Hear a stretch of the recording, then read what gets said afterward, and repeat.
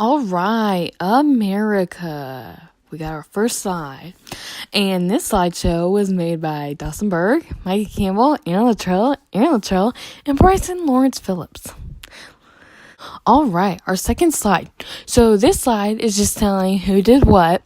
So Mikey Campbell did the first question of how was the preamble of the Constitution created and how did the New Deal reinterpret the meaning of the words general welfare.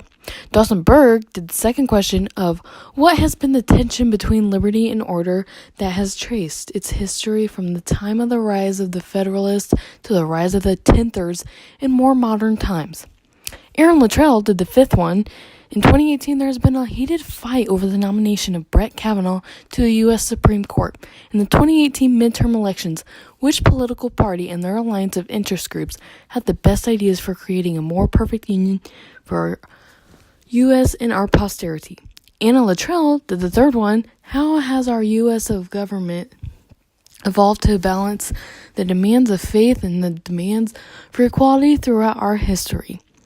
And then Bryson Lawrence Phillips did the fourth one. How is the issue of states' rights versus national policy being fought in the elections over issues such as insurance, environmental regulation, education policy, and immigration policy? Now on to the questions. For our first one, we have, how was the preamble of the Constitution created? Now, the preamble of the Constitution was created by the Founding Fathers, and it was created because it basically just showed what the Constitution's going to be about, why we created the Constitution, and all of that jazz. It was created to show how our government is a republic. And then the New Deal, how the New Deal put general welfare into a different meaning. And the New Deal was something that President Franklin Roosevelt created, and it basically just restored the prosperity in America and acted upon the economy by providing jobs, and those helped those who were struggling. And yeah. On this slide, it is going to be about the rise of the Tenthers. The Tenthers is a new social movement in the United States, and the Tenthers referred to the 10th Amendment, and they have a strong belief in the 10th Amendment. And the 10th Amendment is about the federal government not having too much power. And the Tenthers believe that the federal government should not have much power at all. And the federal government's power should be watched very, very closely. The Tenther people, they are dedicated to go with the Constitution and the thoughts of the Founding Fathers.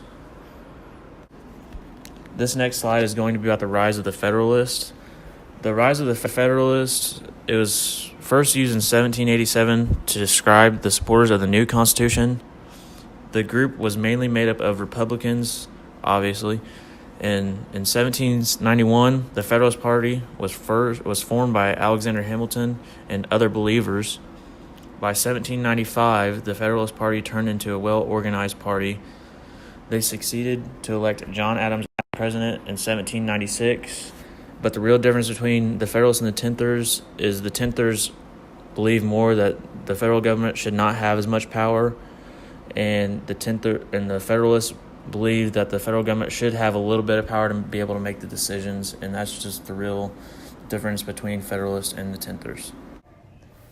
This is about the system of government.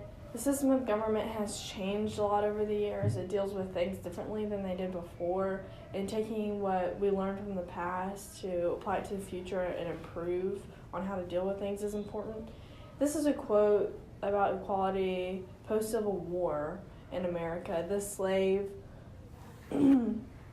was in court, and Judge Douglas was there, and the slave was saying how he respects Judge Douglas, but they aren't equal as in color, obviously, and Judge Douglas is more intelligent than he is, and the slave grew up learning about how all men are created equal, but here they are, one man has more power over the other because of their color, and that's something that the system of government has changed with over the years. The Dred Scott case is formerly known as the Dred Scott versus John F.A. Sanford. It was a legal case in which the U.S. Supreme Court on March 6, 1857, ruled that the slave Dred Scott, who had resided in a free state and territory, was not thereby entitled to his freedom. And where the state and territory he was at is where slavery was prohibited, so where it was allowed, and that African Americans were not and could never be citizens of the United States. Then the Constitution required that all states, and by inference also the federal government, had to accord that person all privileges and immunities of citizens, and that's several states. And that was in Article 4, Section 2, which includes the right to sue in federal court.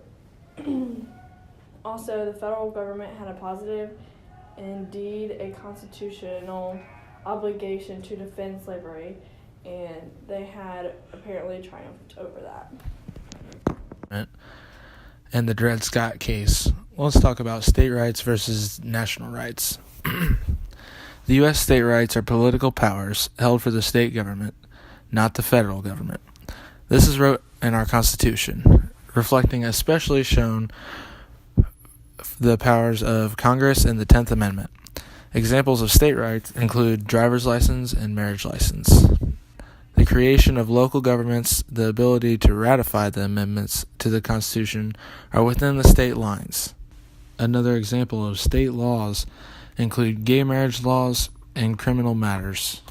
These are a few of the state rights versus the national rights.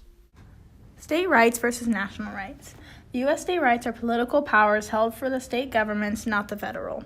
This is wrote in our U.S. Constitution. It reflects especially showing the power of Congress and the 10th Amendment. Examples of state rights include driver's license, a marriage license, gay marriage laws, criminal matters, and Medicaid rules.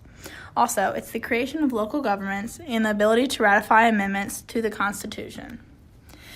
For a more perfect union, we the people of the United States, in order to form a more perfect union, establish justice, ensure domestic tranquility, provide for the common defense, promote the general welfare, and secure the blessings of liberty to ourselves and our posterity. The Republican platform is the party's emphasis on the containment of slavery, as well as the composition of its membership. And this nation needs our media and elected officials to work together for the good of the country and its future.